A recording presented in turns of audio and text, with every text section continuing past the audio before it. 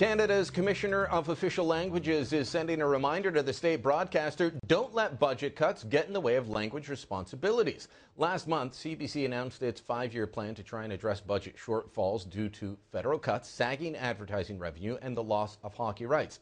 Fraser is the Commissioner of Official Languages. He joins me here in Ottawa. Mr. Fraser, you're taking on one of my favorite targets, CBC. I disagree. I also remind the government that they have responsibilities as well.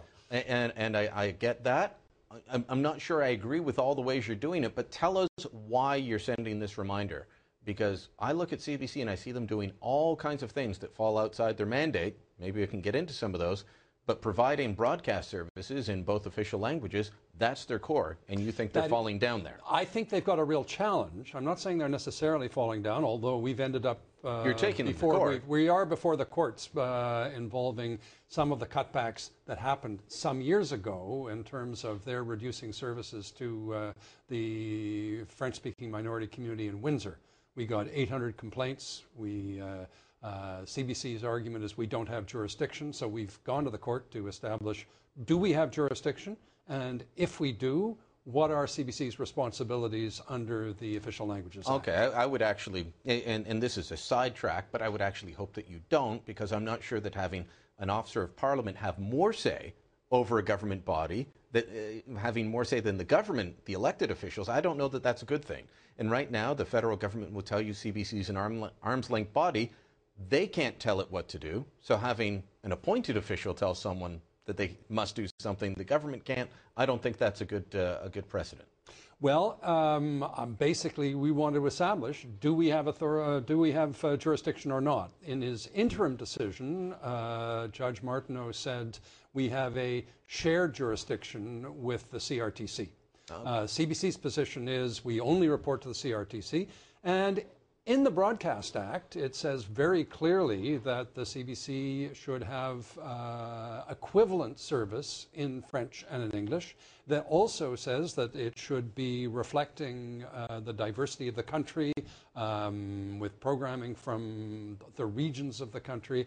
And I'm worried that in the current circumstance, it's going to be very difficult for CBC Radio-Canada to live up to its responsibilities under the Broadcast Act. Let me bring up, as an example, one of my pet peeves.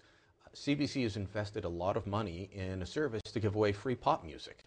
They've launched CBC Music. It's an online streaming service. It's competing with private sector companies, not to bring you a reflection of the regions, as you say in the Broadcast Act or anything like that. It's to bring you Beyonce and Rod Stewart and Aerosmith, all acts that every time I go on there to check, they're playing those guys. I mean, you can find those on a whole host of radio stations across the country. We don't need a state broadcaster to provide this service to us. I would say that investing in that kind of service takes away from their core mandate. Are you worried that as they expand into all these other areas, that will eat into their ability to provide what you say is core? Your complaint is not what we would say a receivable complaint under the Official Languages Act, but I am concerned that with the various pressures that CBC Radio-Canada are facing, that it's going to be harder and harder for them.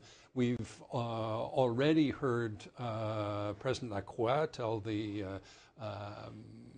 Official Languages Standing Committee of the House of Commons that they've had to cut all non-news programming in the regions that used to come out of the minority communities in the regions across Canada. And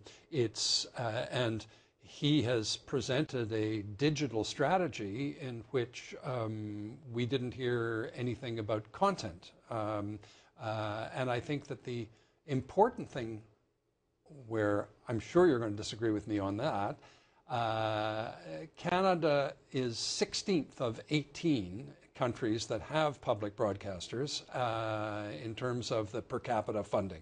Mm-hmm. Canada funds its public broadcaster $24 per capita. Norway None of the Scandinavian countries have any advertising on their public broadcaster. Norway, which contributes the most, it's $164 per capita. You're right. I'm going to disagree with you. I don't want to go there. If you can start investing in paying music royalties to Beyonce, then you've got enough money to provide your core services, which they're not doing right now. So, are you looking at what CBC is doing for the Anglophone community in Quebec as well? Because part of my big complaint with your office, and you've heard it from me before, is that to me, I look at what your office does, including on your Facebook page, and it is the Office of the Promotion of French. And I don't see a whole lot about Anglophone communities in Quebec. Well, I've actually probably gone to Anglophone Quebec communities in Quebec more than in any other region of the country. I've been to the Gaspé, I've been to the Eastern Townships, I've been to Trois-Rivières, I've been to the Laurentians, I've been to Western Quebec, and recently we published a study which nobody had ever compiled the federal services that are available for seniors in Quebec. And we set out to do that so that there would be a single reference for Anglophones in Quebec to know what the federal services are that are available. We've worked closely with the Quebec Community Groups Network, both on that study and on previous studies. And we're following quite closely what the impact that this is happening for the Quebec Community Network in Quebec.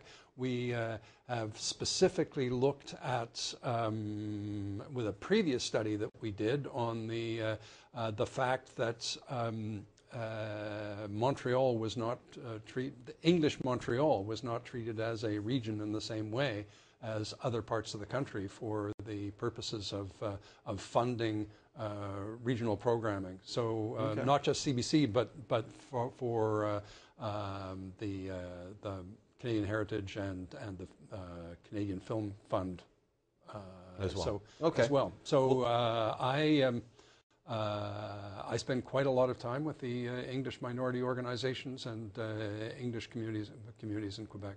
All right, we'll wrap it there, and we'll continue to watch your ongoing fight with CBC, because I have an interest in that.